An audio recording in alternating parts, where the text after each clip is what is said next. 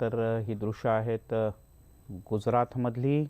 पंतप्रधान नरेंद्र मोदी हे पोहोचलेत मतदान करण्यासाठी आणि त्याची ही थेट दृश्य आपण पाहू शकता।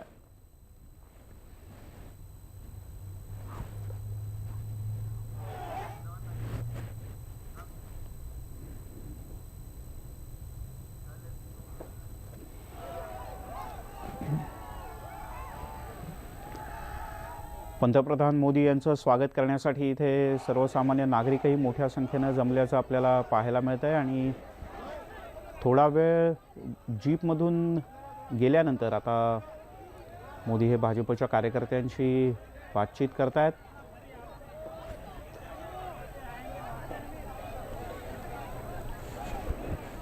आणि यानंतर ते प्रत्यक्ष मतदान केंद्राकडे रवाना होतील।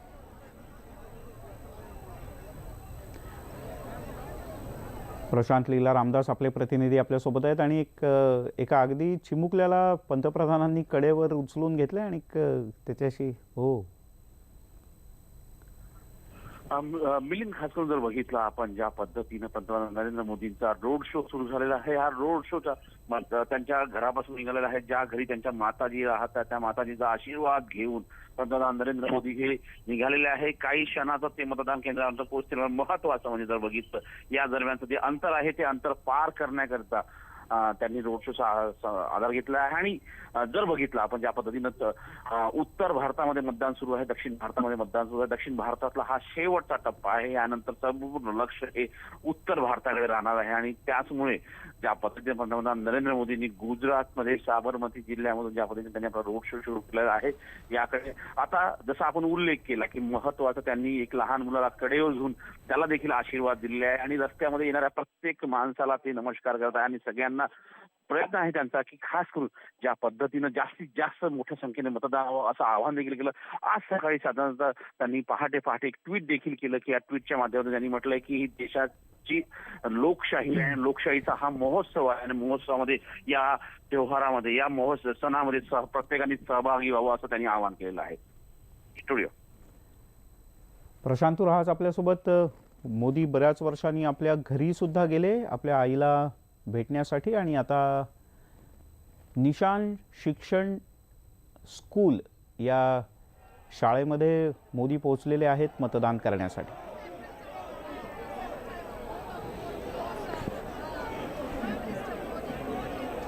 मतदान करण्यापूर्वी त्यांनी आपल्या आईचीही भेट घेतली आणि आता ही थेट दृश्य मतदान केंद्रातली।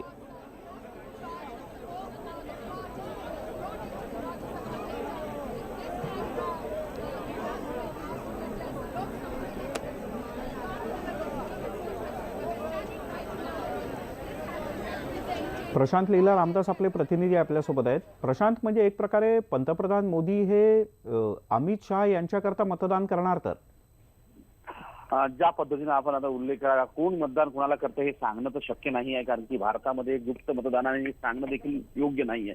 पण ज्या पद्धतीनं कल आहे, ज्या पद्धतीनं भारतीय जनता पक्ष आपल्या नेत्यालाच नेहमी मतदान करतो, भारतीय जनता पक्षाचा कार्यकर्ता देखील आपल्याच नेत्याला मतदान करतो असं आरोप सार्वजनिकपणे बोललं जातं। पण महत्वाचं म्हणजे गुप्त मतदान असल्यामुळे कोण कुणाला मतदान करणं हे सांगणं जरी कठीण असतं तरी पण अमित शहा यांना असो किंवा मग साबरमती लोकसभा मतदारसंघातल्या उमेदवारांना मतदान असो, पंतप्रधान नरेंद्र मोदी हे नेहमी आवाहन करतात की सगळ्यांनी बाहेर यावं, मतदान करावं आणि देशाच्या या त्योहारामध्ये देशाच्या या सणामध्ये प्रत्येकाने सहभागी व्हावं। ज्या पद्धतीने ही सगळी माहिती आहे, महत्वाचं म्हणजे जर बघितलं आपण तर उत्तर भारतामध्ये आता खरी लढाई सुरू होणार आहे आणि या लढाईचा शेवटचा टप्पा जर बघितला हा तिसरा मतदान आणि यानंतर आता जर बघितलं तर 4 टप्प्यांमध्ये थेट बीजेपी आणि वरचे इतर पक्षाची लढाई आपल्याला उत्तर भारतात पाहायला मिळाली। निश्चित गुजरातमध्ये आज बहुतांश ठिकाणी मतदान होत आहे। आपण जर का आत्ता जिथे पंतप्रधान मोदी आहेत ते बघितलं तर गांधीनगरमधून अमित शहा आहेत। आतापर्यंत इथून लालकृष्ण अडवाणी हे सातत्यानं निवडणूक लढवत होते, मात्र यावेळेला 75 पेक्षा अधिक वयाच्या नागरिकांना तिकीट द्यायचं नाही असं भाजपनं ठरवल्यानंतर अडवाणी यांना सुद्धा तिकीट नाकारण्यात आलं। म्हणजे ज्या पद्धतीत बघितलं की गांधीनगर हा जो मतदारसंघ आहे, हा गांधीनगर मतदारसंघ परंपरागत भारतीय जनता पक्षाचा पक्ष आहे.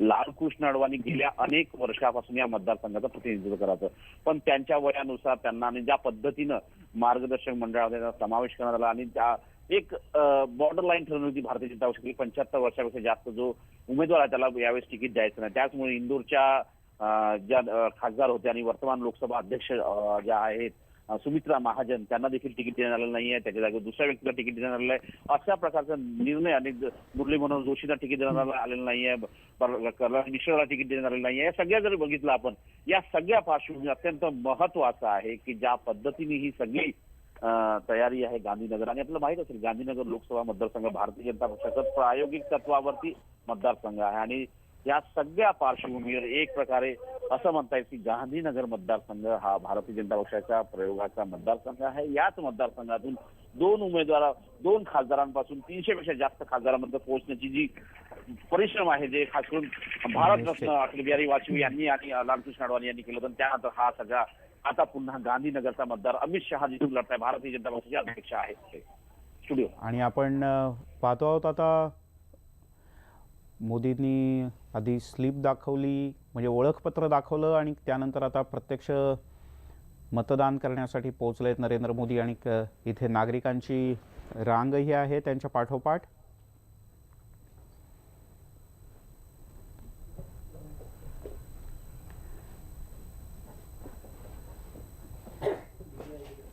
या देशाच्या लोकशाही व्यवस्थेतल्या राष्ट्रपतींच्या नंतर, राष्ट्रपती, उपराष्ट्रपती आणि लोकसभा अध्यक्ष यांच्या नंतर ज्यांना स्थान आहे त्या पंतप्रधानांचं मतदान होताना आपण पाहतो आहोत.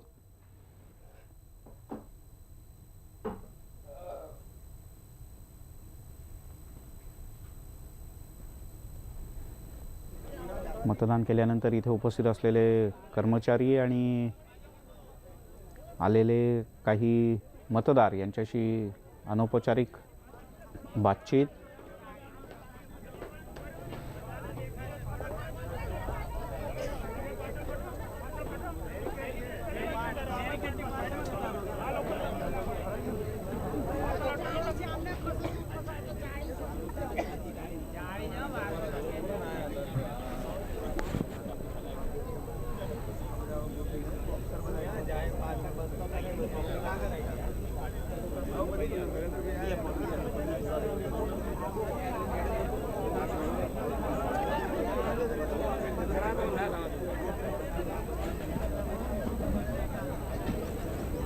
आणि आपण पाहूयात माध्यमांच्या प्रतिनिधींची, पंतप्रधान काही बोलतात का.